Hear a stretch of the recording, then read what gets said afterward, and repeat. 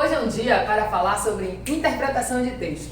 Com certeza você já deve ter ouvido falar e se aprende a interpretar texto, existe teoria, existem formas. Na verdade, muitas vezes a gente acha que interpretar o texto está voltado apenas para uma boa leitura. Claro, quanto mais você lê, mais você se torna um excelente interpretador, se você levar em considerações práticas de leituras que são essenciais. Você precisa ter uma leitura focada, uma leitura bem organizada e estruturada para que você saiba cada vez mais também ter uma boa interpretação. Então eu não posso ser um leitor que me passa as informações de forma superficial e eu não vou fazendo as minhas associações. Se eu não consigo fazer isso, com certeza eu também não vou ser, não vou ter facilidade na hora de interpretar.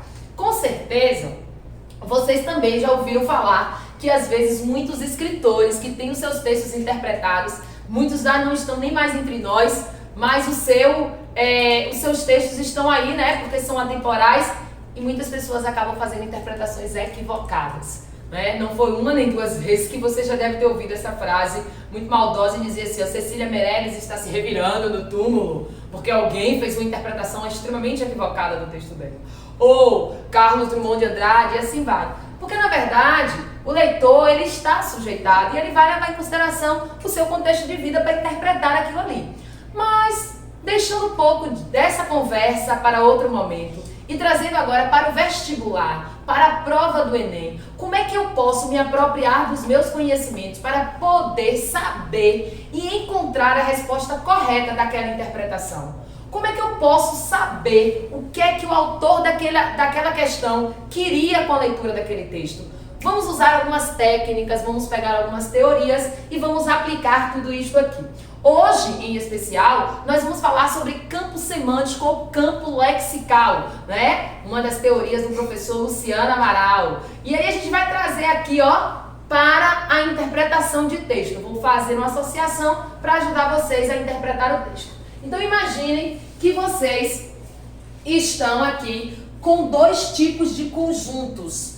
E eu queria que neste momento vocês retirassem aqui a palavra de cada conjunto dessa que você não consegue encontrar um campo semântico semelhante. Então, cultural, flexível, mudança e homogêneo. Se você para analisar a palavra cultural da ideia de várias, a palavra flexível também da ideia de várias, a palavra mudança já traz a ideia de mudança, mas a palavra homogêneo significa único, da ideia de algo singular. E aí o que acontece nessa construção? Observem que a palavra homogêneo se distancia semanticamente das demais. Então eu estou com uma palavra fora do campo lexical.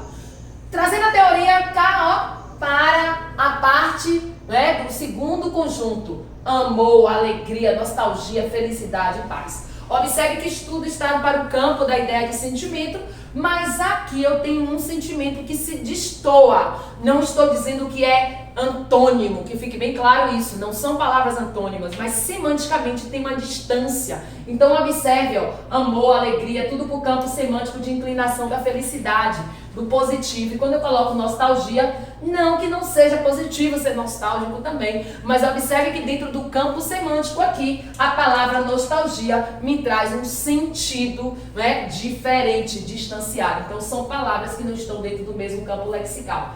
Professora, e isso ajuda em quê? Isso ajuda a trazer e a quebrar um pouco. Agora é a minha ideia, é a minha teoria, a teoria da interpretação umbigal. Não foi uma nem duas, não foram uma, duas, três, quatro vezes que dentro de sala de aula me deparei em discussões com os alunos e eles dizerem assim: não concordo, não aceito, porque eles querem a interpretação de acordo com o que eles pensam. Não está errado, Quem seria eu também, enquanto professora de literatura, dizer que você estaria interpretando errado? Mas para aquele momento, para o concurso, para o vestibular, você tem que levar em consideração o que o autor da questão quer. Então não é a sua interpretação umbigal, que você olha para o seu umbigo e diz: é assim que eu quero, é assim que eu acho, é assim que eu gosto. Certo? Um dia falaremos mais sobre esta minha teoria. Mas vamos adiante. Imagine você aqui agora interpretando um poema de Paulo Leminski, autor de muitos haikus. E aí ele vai lá e diz assim, ó, a vida é a vaca que se põe no rio para atrair as piranhas enquanto a boiada passa. Imagine vocês que agora eu peço para que vocês, desse haikai aqui de Paulo Leminski, retire uma palavra que melhor interprete o contexto. Então, eu tenho a palavra tristeza, eu tenho a palavra escolha, eu tenho a palavra tumulto, eu tenho a palavra sacrifício, eu tenho a palavra fatalidade. Qual seria a melhor palavra para resumir o haikai de Paulo Leminski? Observe que eu vou eliminando pela teoria do campo. Eu faço aqui, ó, escolha tristeza, né? Ele conseguiu alguma coisa, então de tudo não há tristeza. Escolha me deixa uma possibilidade, porque afinal de contas ele escolheu.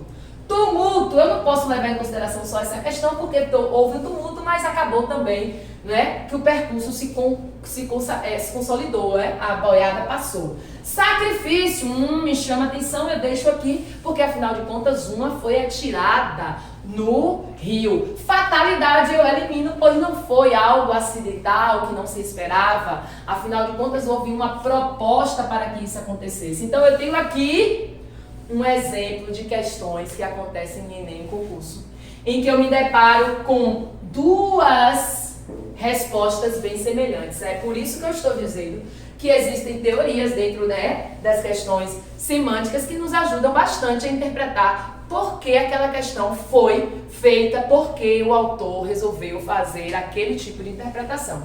Observe que entre escolha e sacrifício, para a situação do texto, eu tenho, claro, a palavra sacrifício. Porque o que foi que ele fez? Foi uma escolha, mas uma escolha em nome de um sacrifício. Sacrificou uma vaca para que pudesse ter todas as outras. Então, gente, observe como é possível, sim, a gente estudar interpretação de texto.